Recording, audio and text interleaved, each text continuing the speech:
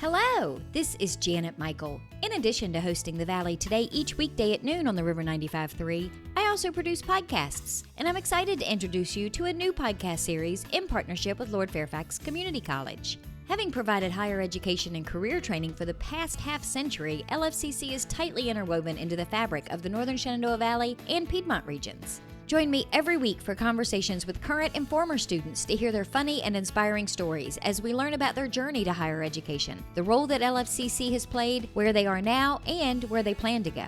We'll also talk to current and former professors about their experiences and best memories of LFCC over the past 50 years. Get every single episode as they're released on our website at theriver953.com under the podcast tab, or you can subscribe for free in Apple Podcast, Google Podcast, on Spotify, Amazon Music, wherever you listen to podcasts. Just search for LFCC Stories.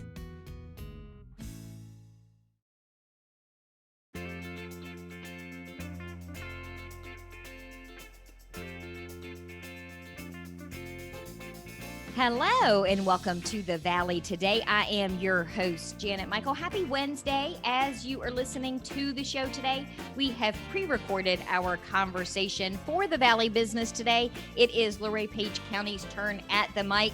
So Gina is filling in today for Edie, who is enjoying an ocean view. Are you as annoyed with her as I am? I'm a little jealous. I got to be honest. I'm a little jealous that I'm stuck in the office and she's enjoying the beach life. Right? I'm not sure whether I'm happy that she hasn't sent me a picture or annoyed that I haven't been able to get her view of the ocean. So I'll have to work through that, I guess, the rest of this week. Yeah, I've had a couple of sneak peeks. I follow her on Snapchat, so I've got a couple views. Well, I'm interested in today's conversation because this is the first time, I think, in a long time that we've had somebody on the show from Page County Economic Development. So I'm curious about what we're going to talk about. Do you want to introduce our guests today? Absolutely. Who we have with us today is the County of Page and who they have underneath them. So Nina Fox is the helm of the economic development. She is in charge of economic development and tourism. She's not with us today, but we have two of her coworkers that are joining us this evening, and that is Kimberly Donohoe. She is the grant and finance specialist, and then English Henry. She is the economic development and tourism specialist that is joining us today. So you ladies have your hands full probably on an hour-to-hour basis if grants are involved. Yes, absolutely. It's something different every second. So Kimberly, how does that work? I mean, do you have to go out and find grants that already exist that you can apply for to get to then give back out again? Or do you create them from scratch? We apply for different grants, federal, state level, that kind of thing. Local. And then you put together the program and say, hey, we got this grant and now these are the parameters that we have to do in order to give them back out to local businesses, tourism people, and things along those lines. Right, exactly. For example, the small business recovery assistance grant we're working on, we set the parameters at 125 businesses, $4,000 maximum. And then because there's so many, we did it first come, first serve, and then just got the word out. I would imagine anytime, especially coming out of the end of this pandemic, that a lot of businesses are in desperate need of $4,000, $400 probably at this point. Yeah, anything's really helpful to a lot of people. Gina, from a chamber perspective, this is a huge boost for businesses to have access to grants like this.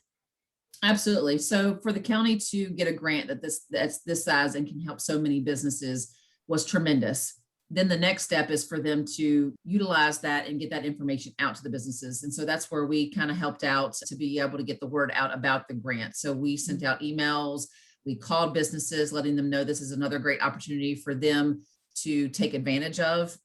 Quick, easy application, talk to the county. There's only a couple major criteria that they had to meet. And if they meet those criteria, then they could earn up to $4,000 in this grant. And it's not a loan, it's a grant. So it is not something that they have to pay back. Right, exactly. And I think too, sometimes, Kimberly, people don't understand that there is a finite amount of money. It's not like you can add more to the fund. If you're applying for a grant and you get it for a certain amount of money, when that money is gone, that money is gone. Right. That's why we divvied it up with 125 4,000 maximum. We may have the opportunity to do an extension, and then we will rewrite the criteria. So perhaps maybe 10,000 for 50 businesses, that kind of thing. So And we'll you see what could be in a happens. situation where somebody doesn't necessarily need 4,000. Maybe they need 2,000. If that's what they applied for, that 2,000 Oh. goes back in the pot that can then go to maybe business number 126 or 127 outside of the number that you were thinking. That's exactly right. And so we are currently at, I think, around 144 beyond so instead of 125, we're at 144 businesses we're able to help because of that reason. Yeah. You're 4,000 is probably the max, not the minimum. Yeah. you're probably one of the few people in Page County that everybody wants to come and be best friends with because you're sort of giving away free money. Sort of. Yeah. Well, and they still have to follow certain parameters, right? Oh, yes. Yeah. So small business located in Page County, fewer than 20 employees.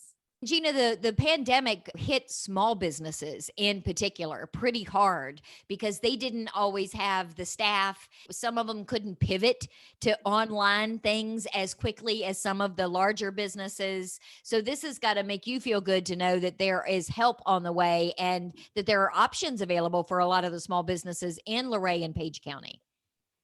Yeah, it's felt really good to be able to keep up with all the different grants that are out there, to be able to put that information out there, to give a chance for people to realize what free money is out there for them to take advantage of to help them. Because I mean, just struggling to pay rent or keep the lights on and limited staff. And like you said, if they couldn't pivot and do delivery services or curbside services or online purchasing and putting their items on their websites, this was just another way for people to take advantage of assistance. So you were telling me before we started recording about Page County Connect. What was that exactly? So we actually partnered with Comcast and also Sprint CenturyLink and another company called Internet Essentials. We applied for this grant and we have helped over 400 people get internet in their houses, and they'll have that internet for 12 months. Wow.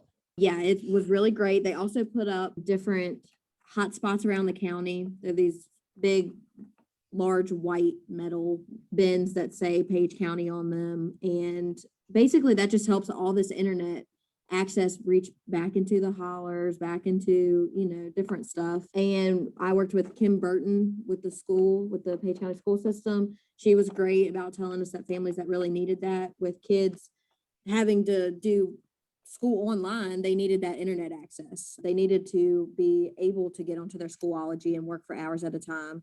And your family's low income, you don't have that money resource to take advantage of the internet. So we really cracked down and partnered with them. And so now over 400 people have internet access, and they have their internet paid for 12 months. I think that was one of the things that the pandemic, a silver lining, I guess you could say, of the pandemic, that it really did shine a light on the fact that we are all in our everyday lives so dependent on the internet and on Wi-Fi, and that we don't always realize that not everybody has the same access to access of the internet. And when schools had to go virtual, that was like the big beacon that said, wait a minute, we've got a lot of kids here that don't have access because of finances or because of where they live. Exactly. So I think this was a great grant project for you to be able to do. Oh, absolutely. And it really put in perspective too. These kids would fall behind if they didn't have that internet access, because to keep them safe, you had to keep them out away from crowds, out of their school building. And so they were really not getting that one-on-one with teachers that they needed. So luckily this internet access really gave them opportunities. They could Zoom call with their teachers and really just get down. If they didn't understand something, they could be on Schoology for hours trying to finish their homework, trying to finish their projects. It really put in perspective how many people in Page County didn't have internet access. And not only just some, because they didn't have a way to connect because they were so far away, or there was trees or, something blocking their access. So when we put these hotspots in, it was like, it opened a whole new range that we didn't even know existed. And Comcast and the Internet Essentials were super great about getting in there and running it and stretching it as far as we could. Well, I've seen the commercials. It's funny that you say that because I've seen the commercials that Comcast has done on television about internet essentials and how they're trying to help a lot of these families across, at least where we are. I'm sure they're probably across the country, but it's really cool now to hear that literally in my backyard, they're Oh, yeah. actually helping families that are just down the road from me. Yeah, and they've been great. They have, I mean, anything that we need, they're like, please let us know. We will work and twiddle with stuff until we figure out the right solution. So they have been really great. And now, I'm hoping with this is a reoccurring grant. We don't know the certain future. So I'm hoping that if it comes down to it and we still need this, that we'll be able to continue for another 12 months. Well, and the fact that you've gotten it initially for the 12 months and it wasn't something that was tied to the pandemic or kids going back in person to school makes it a huge boost because it's not something parents are going to have to worry about at least for several more months. Oh yeah, absolutely. It takes a lot of stress off them because they're already stressed anyway. Their kids are home full time now and they're like, what am I going to do? But now they've got something to kind of keep them busy and really just sit down, and no kid will be falling behind because they don't have access to internet. And Gina, we talk a lot on the tourism end about Luray, Page County being the cabin capital of Virginia and the fact that it is pretty rural in Page County. But I think we forget how rural it is when it comes to everyday things like the internet. We think of it as a positive from a tourism perspective, but then forget real people live in these rural communities. Absolutely. And prime example is, nobody wanted to go virtual, through the school year. But when you have the city folks, per se that, have broadband and have full access. So for them to go virtual was a little bit maybe easier for them because everybody there had internet. For us, we really didn't call it virtual because it's not virtual. Nobody has the connection right away to have a video with their teacher. It was more of a remote learning. So it was more of picking up worksheets and downloading worksheets and working on things, or maybe watching a video that the teacher had pre-recorded and watching it later on. So for that one-on-one or being surrounded by senior classmates, wasn't sometimes an option. It was more of remote. And then after that week of working, you turn in your paperwork. So for us to work and get this and have these trailers set up in different areas for the parents to go and sit in a parking lot with their kids so they can download the next set of worksheets for the week, or to sit there and take a test or whatever they need to do. It's a great asset to have. And you're right, from a tourist aspect, a lot of them enjoy coming here and kind of breaking away from the everyday daily grind of the internet and getting that way. So having that seclusion from that is great. But then at the same time, a lot of them, since they were working remotely, wanted to come here and enjoy and get out of the city life, but still had to somewhat work. So it was a little bit of struggle for some of the lodging folks to be able to offer that to them still because they didn't have internet at those facilities. Yeah, it was definitely a double-edged sword, I could imagine. Absolutely. Well, let's take a quick break. When we come back, we'll continue our conversation with Gina Hilliard. She is president of the Luray Page Chamber of Commerce. It is the Valley Business Today, Luray Page County edition. We are chatting on the Zoom screen with Kimberly Donohoe. She is the grant and finance specialist at Page County Economic Development. English Henry is with her as well. She is the economic development and tourism specialist. We're going to talk more with all three of them when we come back in just a couple of minutes. Got a financial decision to make or a goal to reach, but you don't know where to start? You've come to the right place. Introducing Quick Money Chats with the Northern Shenandoah Valley Financial Education Program. Visit tinyurl.com/Quick Money Chat to schedule a virtual chat with a staff member or trained volunteer. We won't tell you what to do, but we will give you the tools you need to choose wisely. And because Virginia Cooperative Extension is part of Virginia Tech and Virginia State, your land-grant universities, you can be sure that our information is credible and trustworthy. And you'll know that we aren't trying to sell you something. Maybe you want to improve your credit score, or reduce your banking overdraft fees, or even figure out if you can afford to buy that car. Sorting through tons of information on the internet can be overwhelming, and sometimes it can be hard to know who to trust. Schedule a Quick Money Chat and get the information you need to take action. Go to tinyurl.com/Quick Money Chat and get financial education personalized for you.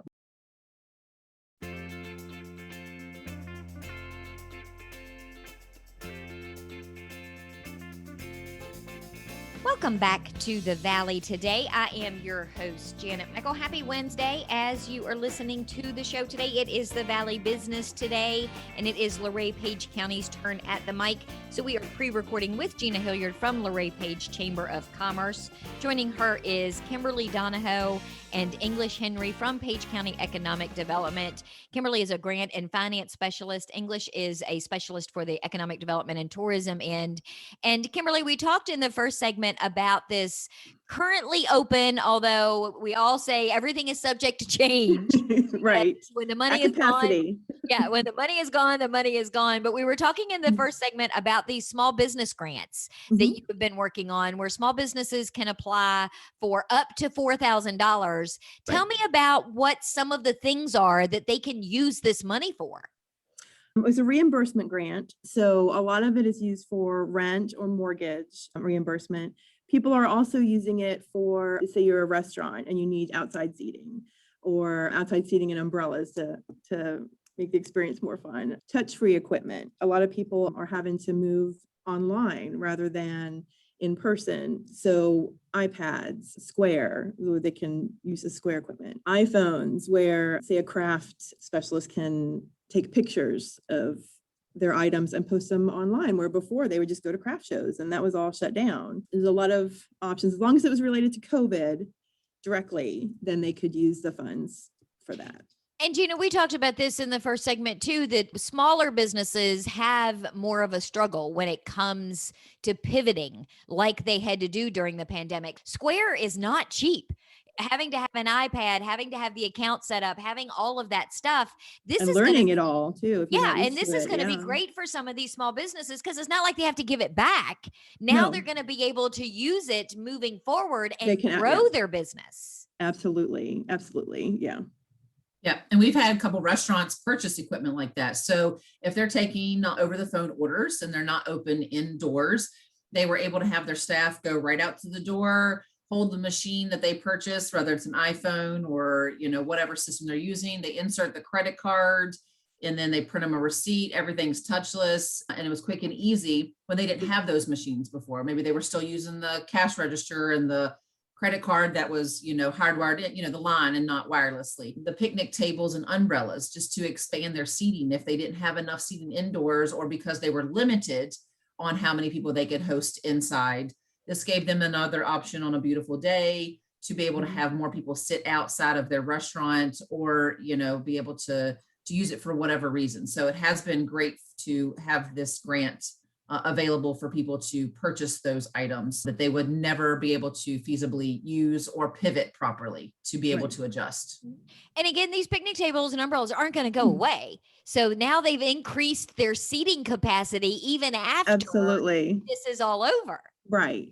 Well, and a lot of businesses around here that have, they said like, we don't do takeout. We won't ever do takeout. And then when the COVID hit, they were like, well, we have to do takeout now, And so now a lot of businesses are seeing that they can actually do that efficiently. And they're going to continue to do that because now they have the means and the knowledge to do that. And people love that service. Yeah, too, so. exactly. Edie and I spoke with somebody, and the name now is escaping me, but it was one of the restaurants in Luray, and they talked about how takeout was never really something they ever thought they were going to do. Right. And then, of course, the pandemic forced them to do it, and they're going to continue doing it even after they don't have to anymore. And I was like, yes, because, it's expanding their, their knowledge and their capacity to do things and their customers they can bring and that's just it. I preach this a lot. Gina's heard me preach this a lot in my social media webinars.